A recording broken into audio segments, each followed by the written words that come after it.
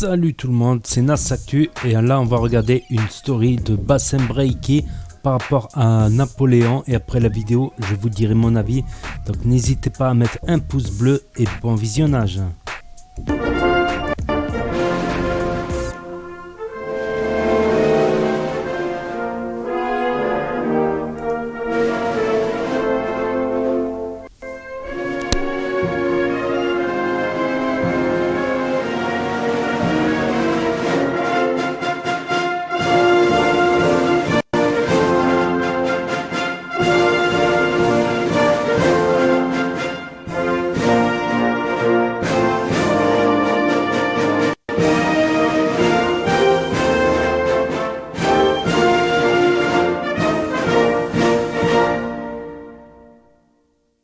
Regardez, les gros suceurs, c'est vous.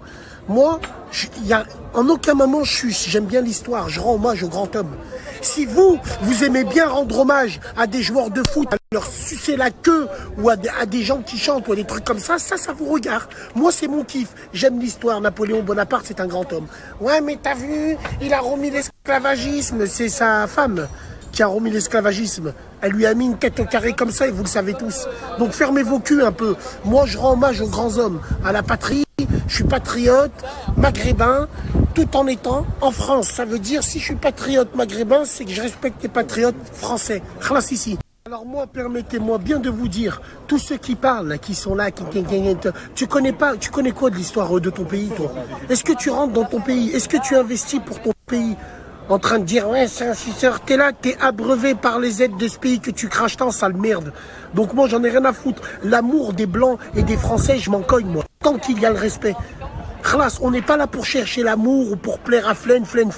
Moi, depuis que vous me connaissez sur Internet, j'ai tout le temps parlé de Napoléon Bonaparte et ce qui va avec et de l'histoire de France. J'aime l'histoire de France. Si vous aimez les histoires de cul, ça vous regarde. Moi, j'aime bien l'histoire de France, j'aime bien ce qu'il y a avec. Ça veut dire, dans n'importe quel pays, je rends hommage au grand homme qui était là-bas.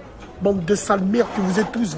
Vous êtes nés dans le coton avec une cuillère en or dans la bouche et ça me parle de ouais, les ancêtres. Trou de balle, va. Allez, salam alaikum. Donc voilà, je laisse les petits textes, vous pouvez les lire. Non, eux ils aiment bien. Le point, j'aime mieux la religion. Donc je vais en revenir là-dessus à propos de la religion. Et je voulais revenir au sujet de l'esclavage. Voilà, en fait, la Révolution française avait aboli l'esclavage tout simplement. Mais comme la Révolution française, elle avait tué le roi, il n'y avait plus de roi, on va dire.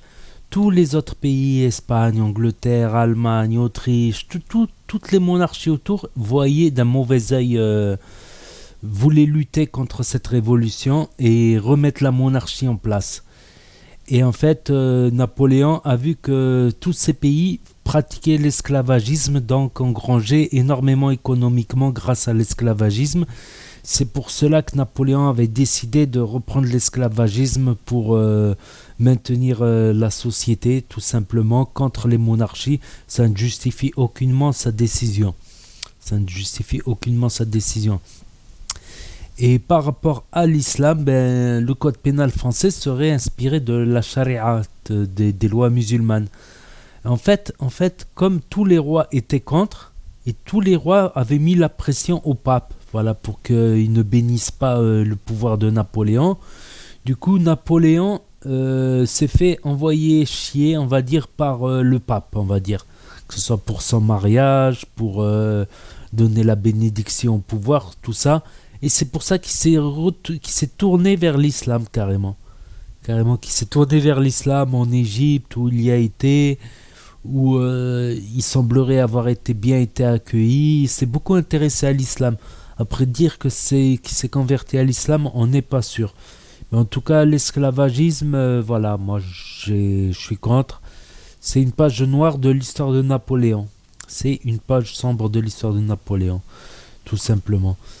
Donc n'hésitez pas à me dire ce que vous en pensez, à mettre un pouce bleu, à vous abonner, à cliquer sur la cloche et je vous dis à très bientôt pour de nouvelles vidéos. Merci d'avoir regardé.